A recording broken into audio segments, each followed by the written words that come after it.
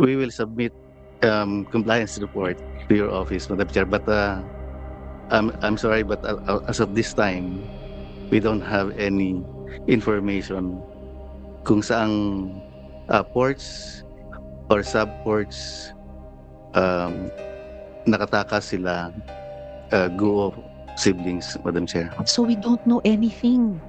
4 months later, more than 4 months later, kung paano sila nakatakas, kung may tumulong ba sa kanilang mga opisyal o kawani ng gobyerno natin, pati sa BI, kung saang port or coast man lang ng archipelago natin siya tumakas. And ang Senate kasi, treaty-making body, so laging top of mind din namin yung ibang mga bansa.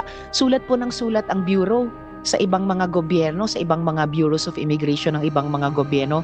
Hanggang ngayon, wala pa silang official reply. So, tapos na ba yun? Okay na ba yun? How does the BI even feel about this? Okay po ba yung ganito, Chief?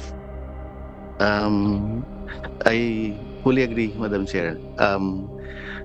We will submit any compliance report as soon as possible, Madam Chair, to your office.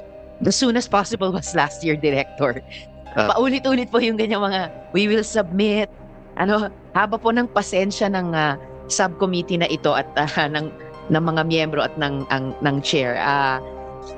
Kung ako kayo, nakakainis yung ibang mga Bureau of Immigration na ibang mga bansa. Wala man lang maibigay na maayos na sagot. It is totally unacceptable.